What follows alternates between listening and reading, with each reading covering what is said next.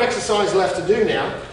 It's called the hill running technique, and it's actually, for those endurance athletes out there, triathletes, this is actually a technique that you could actually do for endurance a little long term. I'm going to put this at a bit of an angle for you here to kind of best see the form.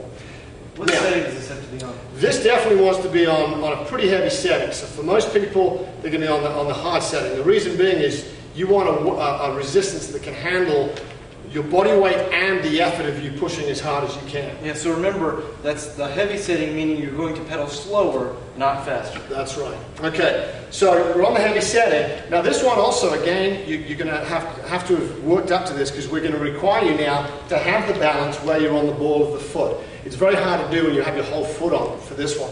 So you're on the ball of the foot here, you're going to have a slight forward lean again at the hip, not at the waist. So this core is strong, same thing we've been doing throughout all of our programming, okay, and we're dropping down a little bit. But it's a little different from the short burst stepping form, because we're going to allow a little bit of movement in the body.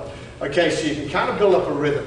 Okay, now what I'm actually doing is I'm driving all my body weight and all the effort from this quadricep into this one pedal. So I'm not resisting on the upstroke like you do in the short burst stepping.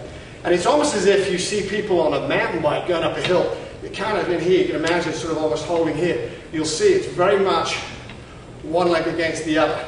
And you know what? This is the only machine that you can do this on. Okay? So you're driving one down as hard as you can, back and forth.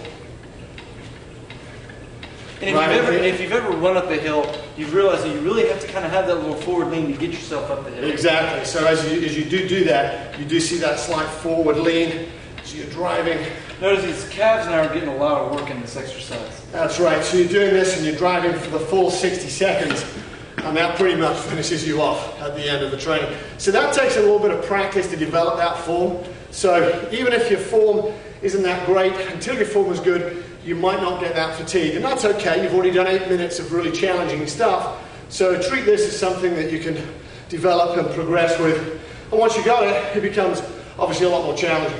So if we quick review this whole thing, we've done how many exercises now? We've done 9 exercises. And we're resting anywhere from 1 to 4 minutes? Right. That's pretty good. I mean, if you analyze everything we've done, we've worked the shoulders, we've worked the back, we've worked the biceps, the triceps, because remember, when you're pressing on a shoulder press and you're doing push-ups, your triceps work as a yeah, big time. And we have activated the core, we've worked our glutes, our hamstrings, our calves. I mean, we've really worked everything. Including the cardiovascular component.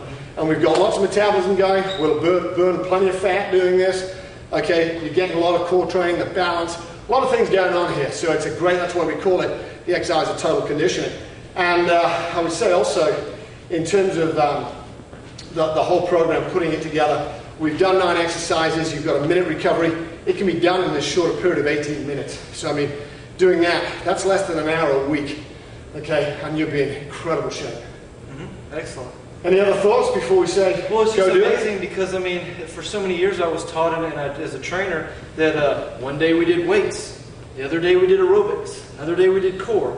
Now I can do it all in one and be much more efficient in both my training and my own personal workouts. And for those that know me, I think that's a great point, because I've always been one very much about realizing that genetically we should mimic a lot of what we do on our ancestry of the past. Well, in the past, you didn't isolate different things and different components. And even today you don't. When you go and work out as an athlete, you're having to have strength, speed, power, endurance all together in that day. So it's always been my philosophy to train them all together. And certainly when you do that, what do you save?